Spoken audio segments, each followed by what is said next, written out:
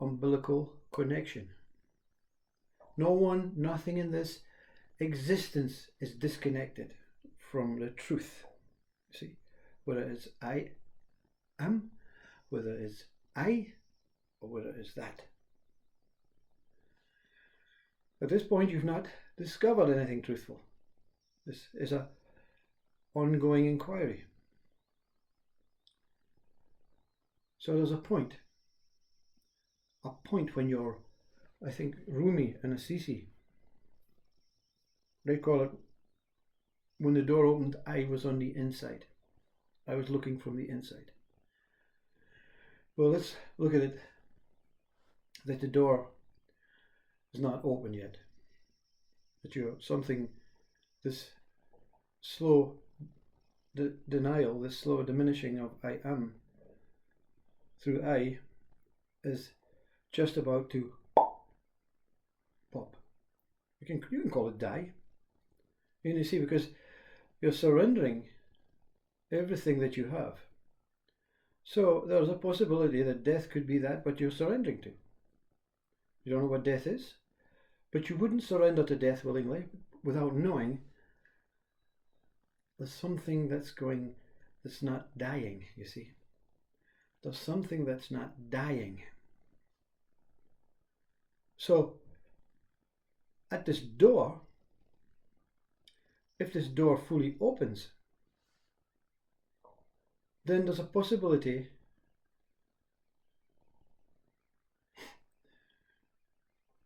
that you may experience a different encounter than Rumi and Sufi, and the door pulls you in and no more, you see, because you don't trust God. You don't know. All our ideas about God is, oh, I know God, he's very kind, compassionate, forgiving. You don't know.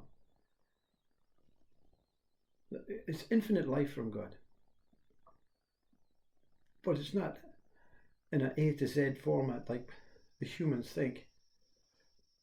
This one needs to be called to this door.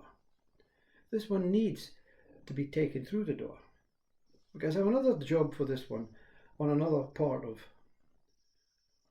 let's look at it geographically in the world, or another part in another planet, another Earth planet, 7 galaxies away. So death can sometimes be special. But let's not go into that. Let's look at the door, you see. So there's a moment where the door, but it's not, to say it's a door puts a picture in your mind. It's the final stopping point, see?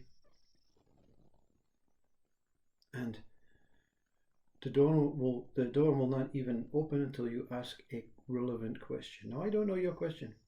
You'll know your question. For me, it was,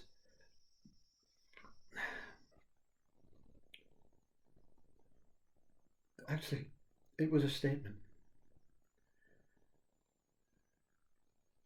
The door was something that was not perceived as a door, it was a stopping point.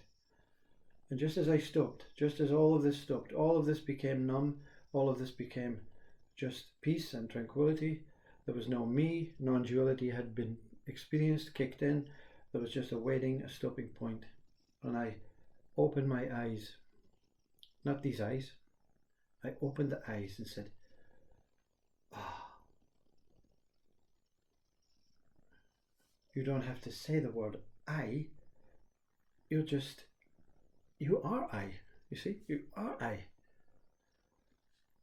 So I looked at the trees and I said, every moment, the trees were swinging.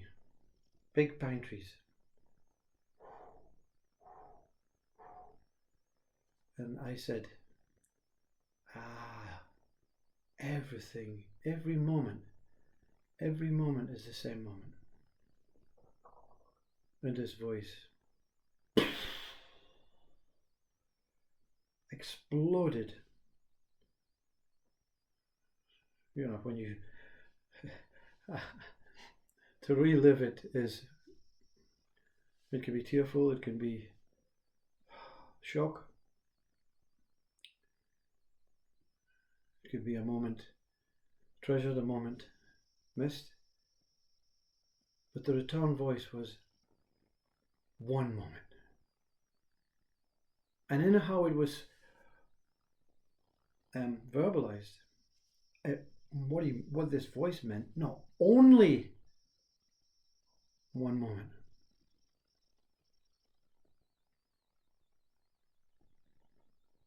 And the door opened. And truth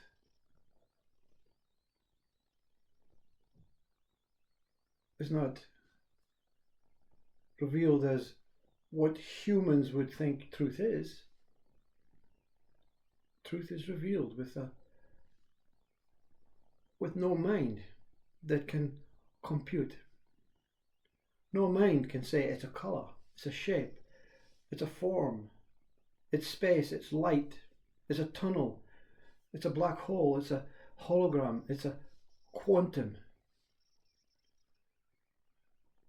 The mind, it struggles to identify what it is. Now, the reason being, no one, no human form, no living form is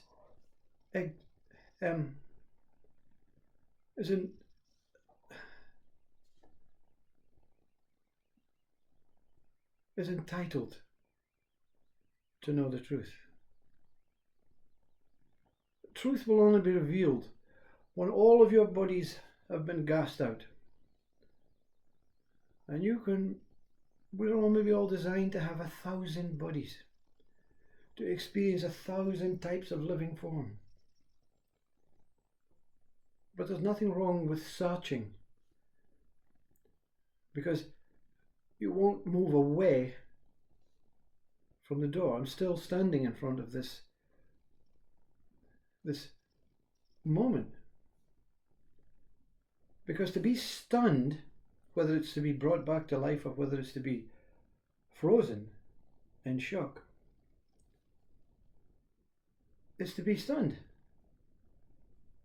It cannot be changed, it cannot be moved.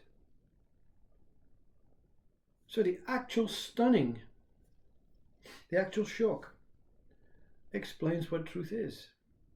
If we want to try and define what truth is, it's neither the door opening, it's neither the movement of the trees, it's neither the shock stabilizing itself for infinity, it's neither stillness nor movement, because even within the shock, something moves. Even within that permanent gasp, that permanent last minute thing before you die, there's movement. No emotional movement, it's not. Physical movement, it's not. No permanence, stability, the rigid mountain, it's not. Because the mind only makes sense of what it wants to make sense, only what it can make sense using a human limited language, a human limited mind.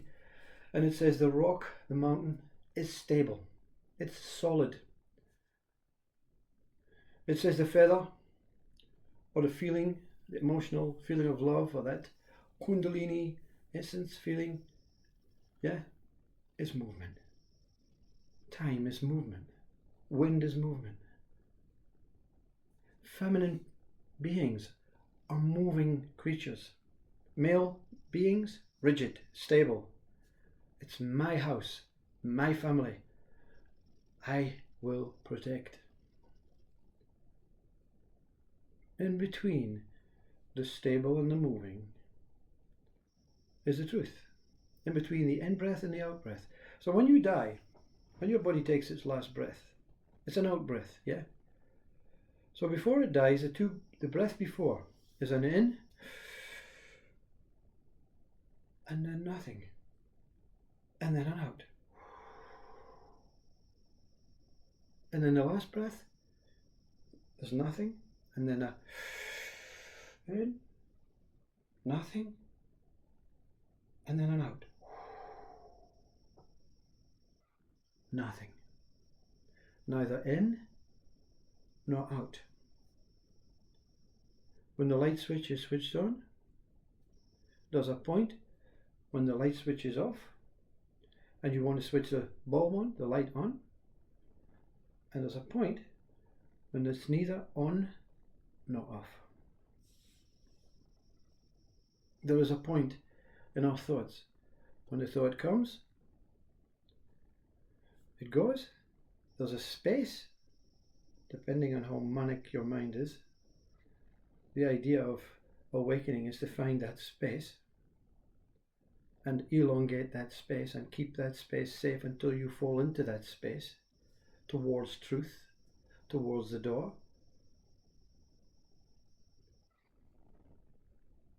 But the truth is not the thought coming and going. You see, Papaji tries to explain the truth in a word-based way. I never comes and I never goes. So what is this I? This thought that never comes and never goes. We cannot live without thought. So we're living as truth with an absolute knowledge that when I breathe in, as Thich Nhat Hanh says, I breathe in, I'm alive. I breathe out, I go. So birth and death are not truth. So life itself, the very core of life, the very core of consciousness, the door, the mirror, is truth. Not what's on the other side. Not what's on this side. But the very moment it reveals itself as no sides. That's why this speaker cannot, it's not a game, it's not a mental constructed way. I have no idea what opposing names mean. They're the same. If you're going to follow good, you're going to follow one side. If you're going to follow bad, you're going to follow one side. If you're going to follow man, you're going to follow one side. Buddha was never stable, nor was he moving. And neither is truth, neither is I. You see, I never comes, I never goes. So to understand truth, you must go through I, through the wormhole of I. So the answer is, you won't ever experience the revelation of sharing truth with anyone else. You'll never ever have the capacity, the mental constructive, not even a robot, not get your AI, seriously.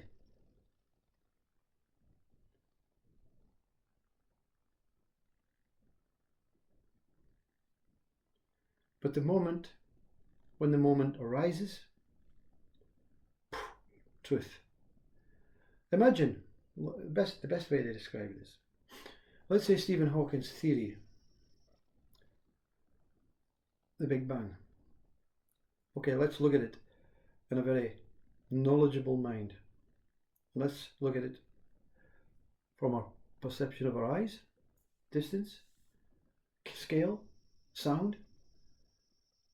So this Big Bang was an explosion to create, let's say, one universe.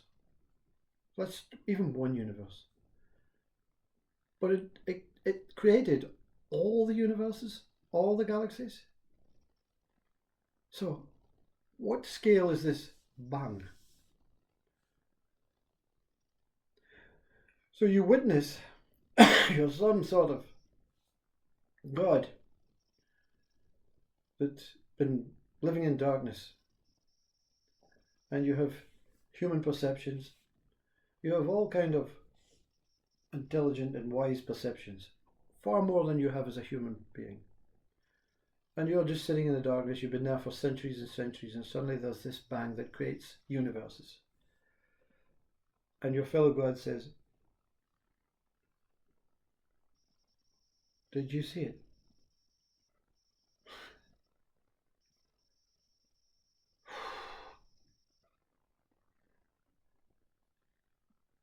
Did you hear it?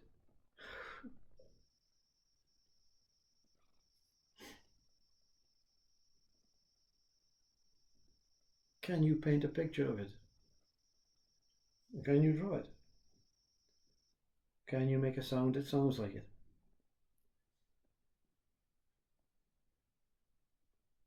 Did you touch it? Of course not. Not feasible. Flesh and bone body, psychological mind, human ego mind, with a little bit of pure mind that is much more able to understand truth than the ego mind. So the speaker's question is mind aware of truth? Yes, it's aware of truth. We're all aware of truth. But can we describe truth? Can you go to the center of that bang? Someone says, how did the bang start? Can you give me the very point of the center, or the highest pitch, the highest point before this universe started to out, highest point, and then grounds. Oh, well, you know, I'm deaf, I'm blind. And that's when you understand that your mind and all the capacity of your mind, your hearing, your vision, your ability to verbalize, smell and touch is taken away. They say COVID takes away your smelling, your ability to smell, and your ability to taste. So what do you think enlightenment is going to do? What do you mean? What do you think when the door opens to truth? Because all we're doing is revisiting that Stephen Hawking's theory. But this time, that what reveals it doesn't want to shock you. It wants to give you a little bit of a message, a little lesson. See, it's true. Truth is true. But you won't be able to speak about it. But you know it. So that's my experience, that's a version. When you say you experience a massive shift in consciousness, when you say you experience that, I don't know what the Hindus call it, that state where your whole body is ripped apart, taken to every corner or every farthest point of the universe, cleaned out with some sort of duster and put back again.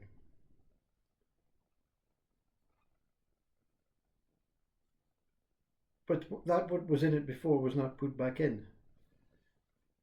You have to learn again how to talk, how to speak, how to see.